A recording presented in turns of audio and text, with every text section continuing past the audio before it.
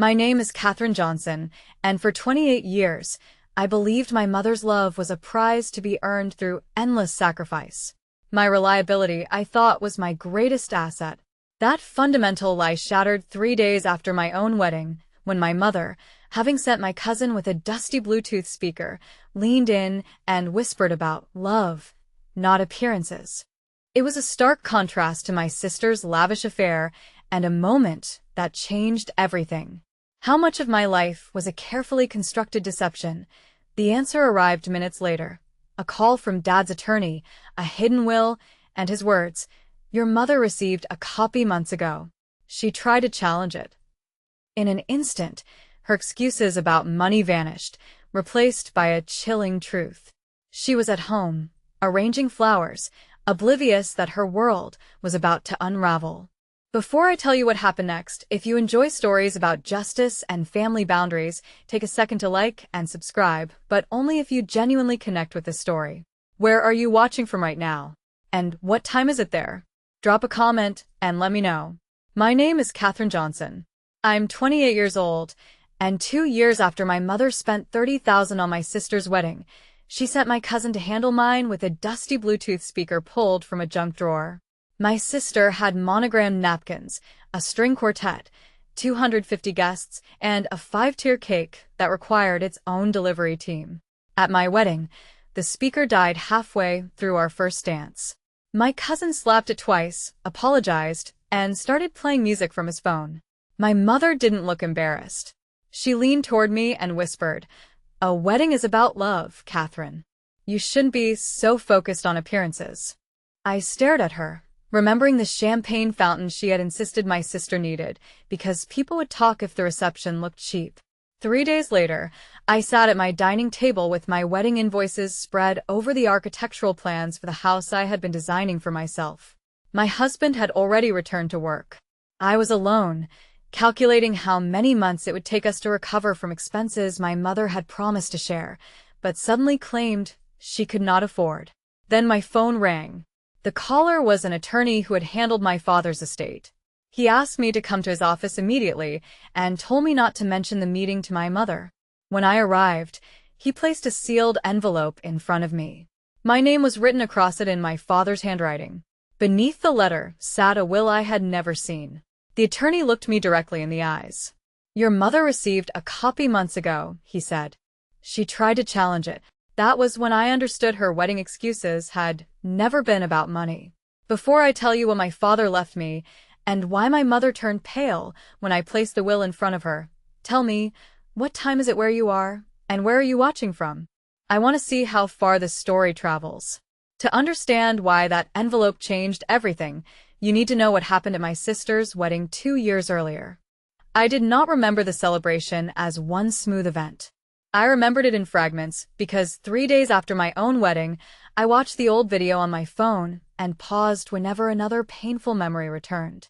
My older sister's name was Victoria, though everyone called her Vicki. From childhood, she had been the daughter who filled every room. She was charming, emotional, and skilled at making people feel important. My mother adored that about her. I was quieter. I noticed details, solved problems, and rarely asked for help. Somewhere along the way, my reliability became an excuse to overlook me. In the wedding video, Vicki stood beneath an arch of imported white roses while a string quartet played beside the aisle. My mother sat in the front row, with tears streaming down her face. The camera zoomed in as she pressed both hands to her heart. I paused the video there. An hour before that scene, I had been behind the venue carrying 2 boxes of place cards because the coordinator had disappeared. One heel caught on a metal loading ramp, and I fell hard enough to tear my dress and scrape both palms. A server helped me stand. My mother looked through the service door window, saw the blood, and pointed at her watch. "The guests are arriving," she called. "Please don't create another problem." I cleaned my hands in a staff bathroom, covered the cuts, and returned before anyone noticed. During dinner, my mother stood to give a speech about Vicki's kindness, beauty, courage, and rare ability to make everyone around her feel loved. Guests smiled. Vicki cried. I clapped with everyone else. Then Mom gestured toward our table. Vicki has always been the heart of this family, she said. She reminds us what truly matters. I told myself it was simply a wedding speech. Of course, she was praising the bride, but when an uncle asked about the public library I had recently redesigned, Mom interrupted before I could answer. Tonight isn't about work. Let Vicki enjoy her moment. Vicki immediately began describing her honeymoon, leaving my answer trapped behind my teeth. Have you ever been surrounded by relatives, yet felt as though you had no right to exist? The video continued with close-ups of crystal glasses, custom menus, handwritten place cards, and napkins embroidered with Vicki and her husband's initials. Mom had spent weeks debating the thread color because she said details showed guests how deeply a family cared. The bill exceeded $30,000, not including the groom's family's contribution. Mom told everyone it was worth every penny because Vicki deserved a perfect beginning. I had contributed, too, although nobody announced it. A year earlier, after Dad died, Mom told me she was struggling with funeral costs and property taxes. I transferred $12,000 from the savings account I had been building for a home. She promised to repay me when the estate was settled, but months later claimed the money was gone. I believed it had kept her house secure. Watching the wedding video 2 years later, I noticed something I had missed. As the videographer filmed the champagne fountain, Mom told a guest, we nearly had to reduce the floral budget, but Katherine helped the family at exactly the right time. The guest laughed. What would you do without the responsible daughter? Mom smiled and said, I hope I never have to find out. She had used my sacrifice as a joke while spending it on Vicki. I closed the video and opened a small black notebook. After the wedding, I had begun recording every promise, request, contradiction, and moment that made me question my memory. At first, it felt petty, but I had spent years being told I was too sensitive or confused about what had happened. The notebook proved I was not imagining the pattern. On one page, I had written, Mom spent $30,000 because Vicki deserved to feel celebrated. Beneath it, 2 years later, I added, Mom refused to help with my wedding after promising she would.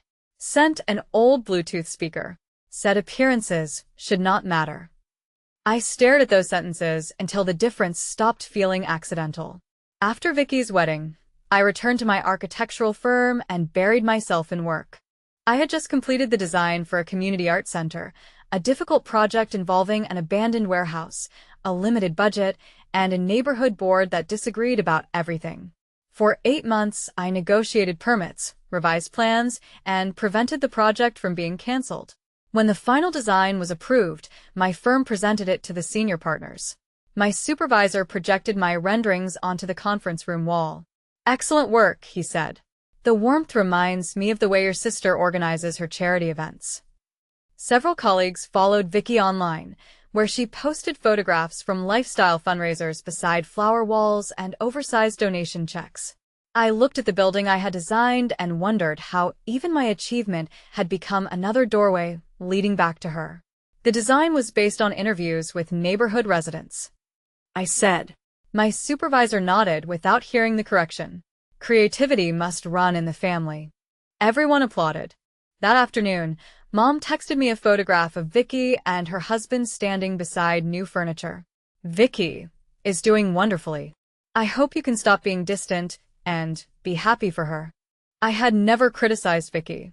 I had only declined a family brunch because I was preparing for the presentation. Yet my absence had already been rewritten as jealousy.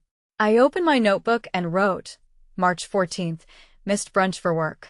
Mom accused me of resenting Vicki. I began adding screenshots whenever Mom promised something and later denied it, or praised Vicki while requesting money or labor from me. This was not yet a revenge plan. It was an attempt to preserve my sanity. Michael, my fiancé at the time, noticed the change. One night, he found me arranging printed messages by date. You don't need a courtroom case to justify being hurt, he said. I do with my mother. He picked up a message in which she called me her dependable daughter. The next sentence asked me to pay Vicki's bridal shower deposit. What happens when the evidence becomes undeniable? He asked. I had no answer. For most of my life, I believed being useful would eventually make me lovable. I accepted emergency payments and family obligations because each felt like another chance to earn the affection Vicki received freely. But once the events were arranged by date, I could no longer call them misunderstandings. Mom celebrated Vicki's needs and my strength. At first, that realization made me ashamed.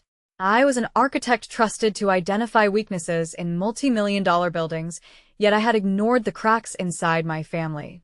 The notebook forced me to ask a different question. What if I had never failed to earn my mother's love? What if she simply benefited from keeping me convinced I needed to try? By the time Michael and I began planning our wedding, I had stopped volunteering money. I still answered family calls, but I no longer solved every crisis automatically. That was when the requests became demands.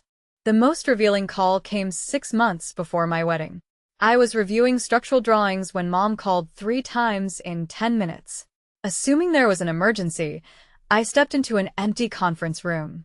"Vicki is in trouble," she said before I could speak. "Is she safe?" "She's overwhelmed." That answer told me nobody was injured. Mom explained that Vicki and her husband had accumulated debt after the wedding. They had upgraded their apartment, extended their luxury honeymoon, and financed furniture they could not afford.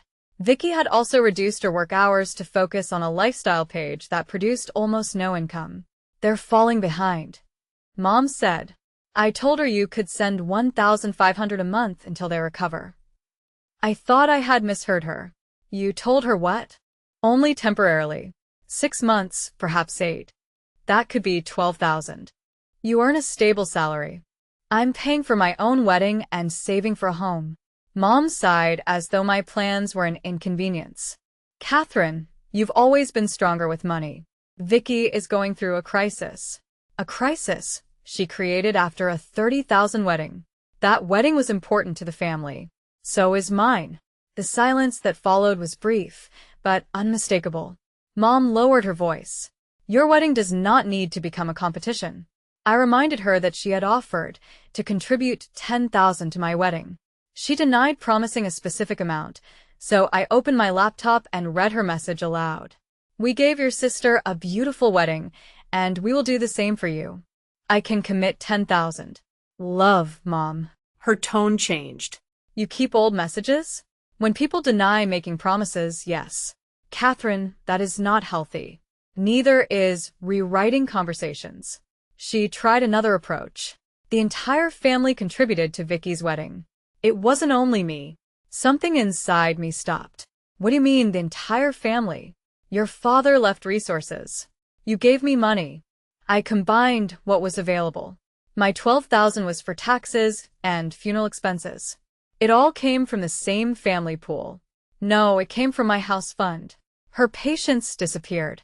"Vicki's wedding brought happiness to everyone. Must you reduce every loving gesture to a transaction?" My heartbeat filled the conference room. "How much of my money did you spend on her wedding?" "You're being dramatic." "How much?" "I don't have every receipt in front of me." I did. After the call, I reviewed the invoices Mom had emailed when she wanted help checking vendor totals. Several deposits had been paid shortly after my transfer. 4,000 for flowers, 2,800 for the quartet, almost 2,000 for monogrammed linens, and 1,500 for champagne service. Mom had not used my money to protect her home. She had used it to create the celebration where I was treated like unpaid staff. I called her back, but she declined and sent a message. "You should calm down before saying something that damages this family permanently." I added it to my notebook and wrote a response I did not send. The truth does not damage a family. It reveals the damage already there. The next day, Mom contacted Michael privately. She told him I was stressed and becoming obsessed with old grievances. He showed me the message without replying. That was when my anger became colder. She was not only asking for money, she was preparing other people to doubt me before I exposed her. I stopped sharing wedding plans, moved my accounts to another bank, and added passwords to every vendor contract. 6 months later, 1 week before my wedding, she announced that she could not contribute anything because she needed to help Vicki avoid eviction. On the wedding day, my cousin arrived carrying the dusty Bluetooth speaker. Mom called it a practical solution. I called it the final piece of evidence. 3 days after my wedding, attorney Daniel Brown placed Dad's sealed envelope in front of me. Daniel had known him for more than 20 years. His office contained photographs from construction projects, charity dinners, and company picnics. In one picture, Dad stood beside a brick building with his sleeves rolled up and dust across his shirt. He had spent most of his career building a small property development company. After he died, Mom told Vicki and me that the business was struggling and that almost everything would be needed to settle debts. I accepted her explanation because grief had made paperwork unbearable. Daniel waited while I opened the envelope. The first page was a letter. Dear Katherine, if you are reading this, I am no longer able to tell you these things myself, and that is one of my deepest regrets. I know you have spent much of your life believing that being strong means needing less. Your mother has often depended on that belief. I should have challenged it sooner. I stopped reading. It was the first time anyone in my family had named what happened to me without disguising it as a compliment. Dad wrote about the library model I built at 12, the scholarship I earned, and the summer I worked 2 jobs after Mom used part of my college fund to help Vicki change schools. I had never known he was aware of that. He admitted that he allowed Mom to favor Vicki because confronting her caused conflict. He called his silence cowardice. Then he explained what he had left me. I was to receive 60% ownership of a restored Brooklyn brownstone containing 4 rental apartments and a ground-floor commercial space. Its remaining mortgage was small and the rental income exceeded my salary. I would also inherit 35% of Dad's development company, including voting rights, and a trust containing $240,000. Vicki would receive a separate $80,000 trust. Mom would retain the family house and income from her company shares during her lifetime, but she could not sell company property without the approval of other voting shareholders. I looked at Daniel. Mom told me there was almost nothing. There were debts, he said, but insurance and asset sales covered them. Your father's instructions were specific. Why didn't anyone contact me? We did. He opened another folder containing certified letters addressed to my former apartment. The signatures acknowledging delivery were Mom's, not mine. Emails had also been sent to an old account. Someone responded that I wanted Mom to handle all estate matters because I was emotionally incapable of participating. I never wrote that. I know. The language concerned us. Your mother also claimed you had moved abroad and cut contact. I have never lived abroad. Daniel explained that Mom had petitioned the probate court to invalidate the portions of the will involving the brownstone and company shares. She claimed Dad lacked capacity and that I had manipulated him. I barely spoke to him during his final year because she kept saying he was too tired for visitors. Medical records proved he had been incompetent, and Mom's challenge failed 7 months ago. 1 month before she demanded that I send Vicki $1,500 each month. Then Daniel revealed the final detail. While acting as temporary administrator, Mom had withdrawn $46,000 before the court restricted her access. Some withdrawals covered legitimate estate expenses. Others matched Vicki's wedding vendors. $8,000 went to the venue, $4,000 to the florist, $2,800 to the quartet, and $1,900 to the linen company. Dad's money and the $12,000 I sent Mom had financed Vicki's wedding. She used money protected for me? I asked. Some came from an account designated for your trust. The court ordered reimbursement, but she has not fully complied. $37,400 remained missing, not including my personal transfer. Mom had spent $30,000 celebrating Vicki, concealed my inheritance, denied the help she promised for my wedding, and called me jealous for noticing the difference. Daniel explained that Mom had exhausted her appeals the previous week. The court could now transfer my assets directly to me. Dad had also included a clause stating that anyone who concealed the will or interfered with my inheritance would lose management authority over the company. Mom's voting shares would become non-voting income shares, while operational control passed to me and an independent trustee. She knew this could happen. She knew. Daniel showed me company records revealing unpaid maintenance bills and tenant complaints.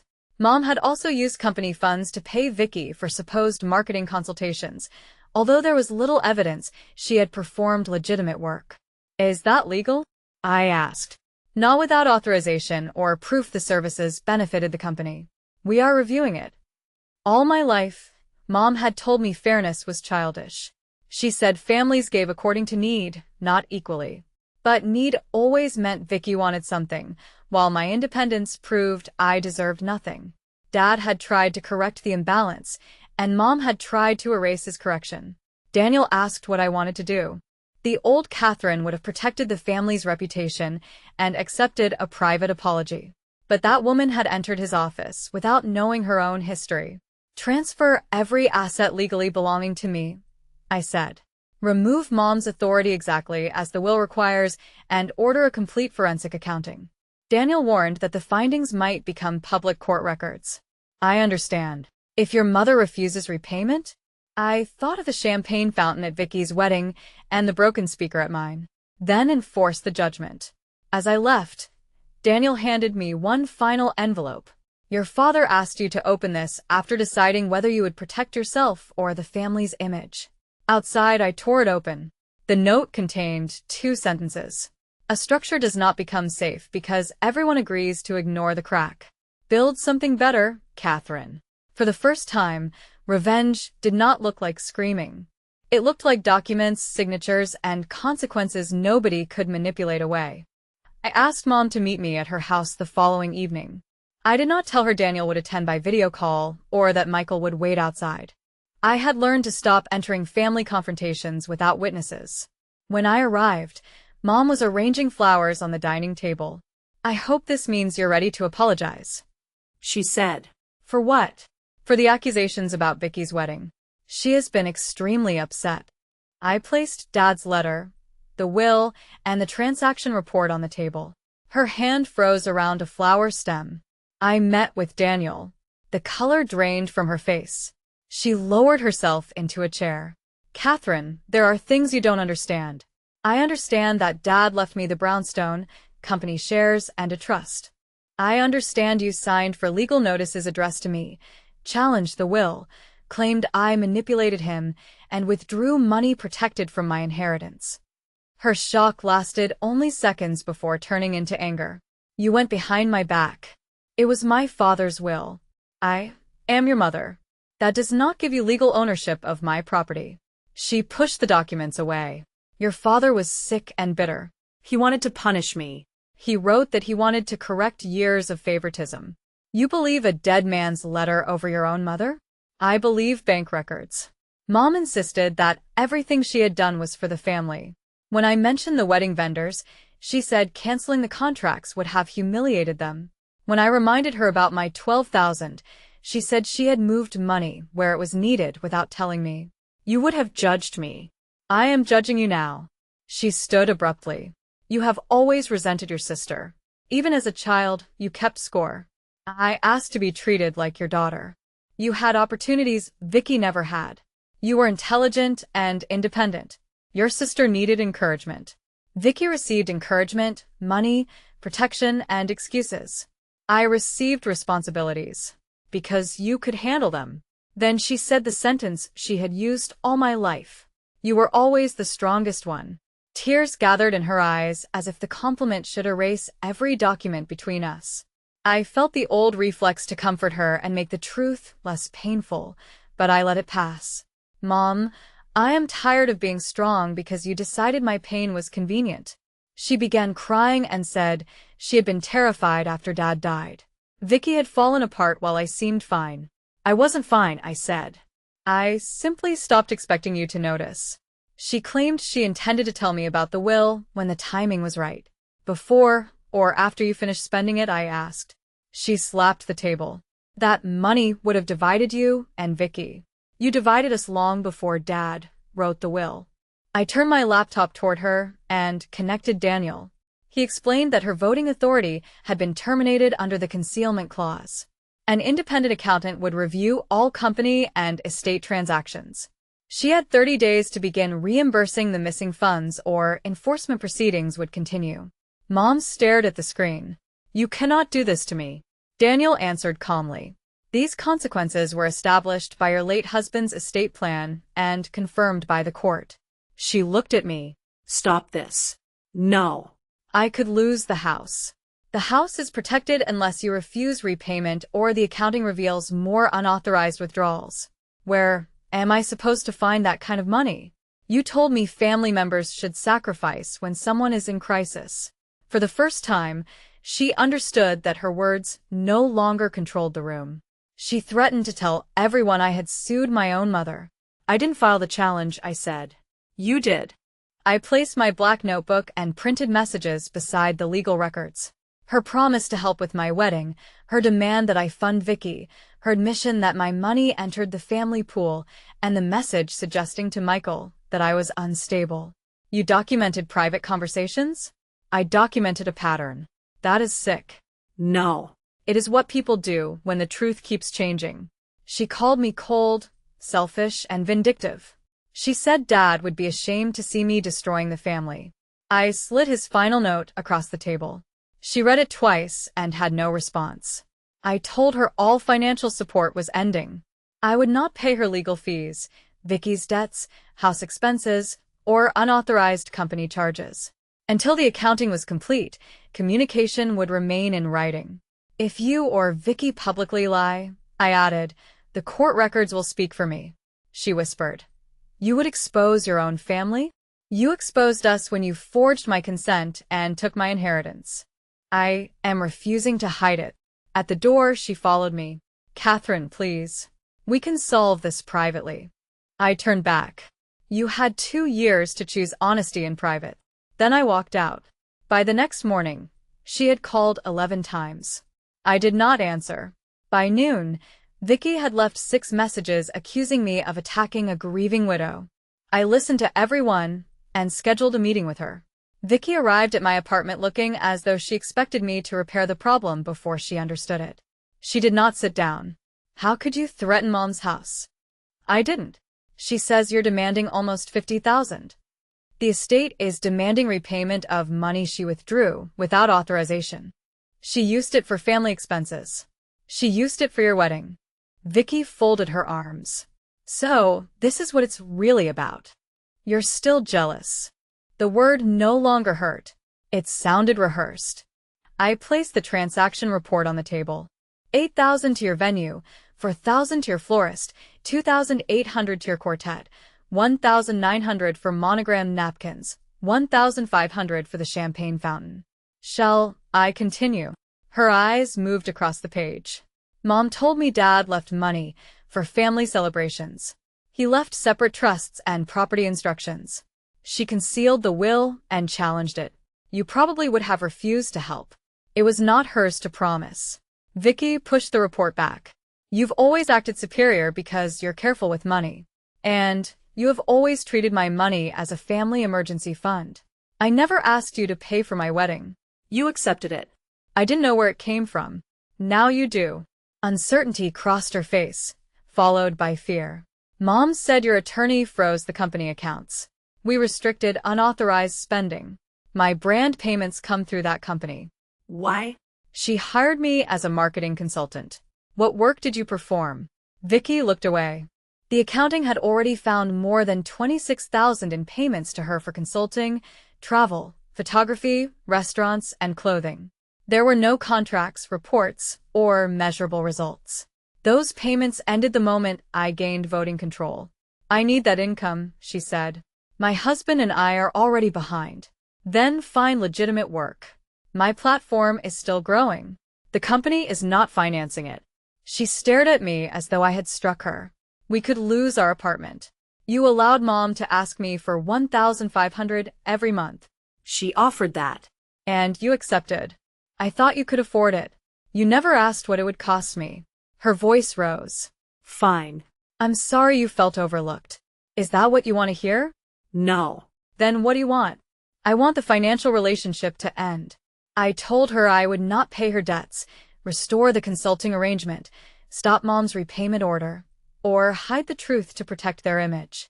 You're enjoying this, she said. I'm enjoying not being used. That's the same thing. No. You have never seen me establish a boundary without assuming it was punishment.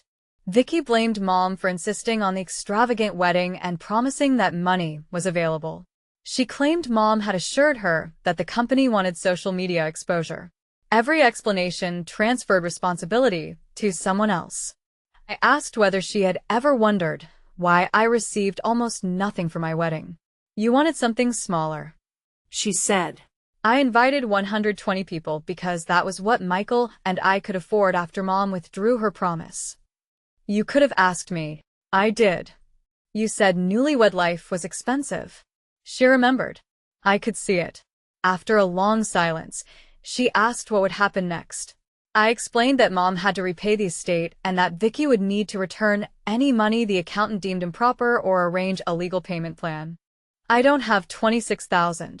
Then you understand how I felt when Mom volunteered $12,000 of my income to rescue you. Vicki began crying, but I no longer translated tears into innocence. She asked me to keep the accounting private. Her followers believed her brand was self-funded, and her husband thought the consulting income came from legitimate campaigns. If the truth emerged, her marriage and reputation could suffer. You built that reputation with money from a company you did not work for. I said. I didn't know it was illegal. You knew you were being paid without doing the work. She called me cruel. I told her cruelty was taking from someone while insisting they should be grateful for the opportunity to give. The meeting ended without an embrace or promise of reconciliation. Vicki left with an accounting notice and 30 days to provide evidence of legitimate work. She provided none. Over the next 6 months, the consequences arrived quietly.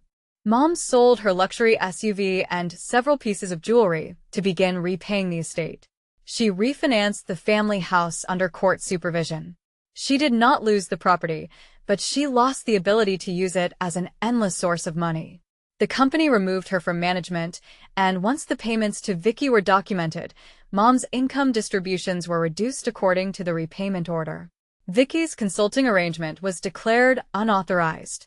She and her husband moved into a smaller rental. He discovered the source of the payments during the review and temporarily moved out. Their marriage did not immediately end, but the public image of effortless newlywed success disappeared. Some relatives initially repeated Mom's story that I had become obsessed with money after discovering an inheritance. I did not argue. I sent one email containing the court order, the concealment clause, the transaction summary, and copies of the false estate correspondence. The family group chat became silent. An aunt who had criticized me called 2 days later. I didn't know, she said. That was the point. Mom lost more than money. She lost control of the story. For years, she had presented herself as a generous mother who sacrificed everything for her daughters. The records revealed that much of her generosity had been financed by one daughter and awarded to the other. I never posted an exposure video or attacked them online. I did not need to. Court filings were public. Vendors remembered who paid them, and relatives began comparing the explanations they had received. Truth traveled without my help. Meanwhile, I used part of my trust to stabilize the company and renovate the Brooklyn brownstone. The ground floor space became a shared studio for young architects and designers who could not afford traditional office leases. 2 apartments remained at market rent while 2 entered a reduced rent program for local teachers. I led the restoration myself. A year later, the project received a City Preservation Award. During the ceremony, a photograph of Dad appeared on the screen behind me. For once, nobody compared my work to Vicki's parties. I spoke about ethical development and the importance of repairing foundations before decorating facades. I never mentioned Mom. I did not have to. After the ceremony, she messaged me. I saw the award online. Your father would have been proud. I hope one day you can forgive us. 10 minutes later, Vicki wrote, Mom's repayment increased again. We can barely manage our bills. You've made your point. Can't you end this now? I stood inside the restored brownstone surrounded by people discussing future projects. For years, I had imagined revenge as the moment Mom and Vicki finally understood how much they hurt me. But their understanding was no longer necessary. The real victory was that their refusal to understand could no longer cost me anything. I answered Mom first. Forgiveness does not restore financial access or erase legal consequences. Please communicate through Daniel. To Vicki, I wrote, the repayment order is based on what was taken, not on whether I have made my point. Then, I silenced both conversations. Months later, Mom mailed me the dusty Bluetooth speaker from my wedding. There was no note. Perhaps it was an apology, an accusation, or a reminder of the day she showed me how little effort she believed I deserved. I placed it on a shelf in my office, not as a wound, but as evidence. One afternoon, a relative sent me a photograph of Mom and Vicki sitting at the family dining table surrounded by invoices. Mom held a calculator while Vicki argued into her phone. For years, I had sat alone with bills created by their promises, solving problems they handed me, and calling it love. Now their expenses belong to them. My phone rang. Vicki's name appeared on the screen. I watched it vibrate until the call ended, turned it face down, and returned to my drawings. They had once made me feel invisible. Now, I had stopped looking in their direction. When people asked whether cutting them off was revenge, I gave the same answer. Revenge would have meant building my life around their suffering. I built it around my freedom. Mom spent $30,000 on my sister's wedding because she believed I would always remain the quiet daughter who paid, forgave, and disappeared. Dad's hidden will gave me property and money, but the most valuable thing he left me was the truth. Strength was not endless sacrifice, boundaries were not cruelty, and sometimes the fairest ending was not reconciliation. Sometimes it was letting people live with the bill they created while you walked away and built something they could no longer take from you.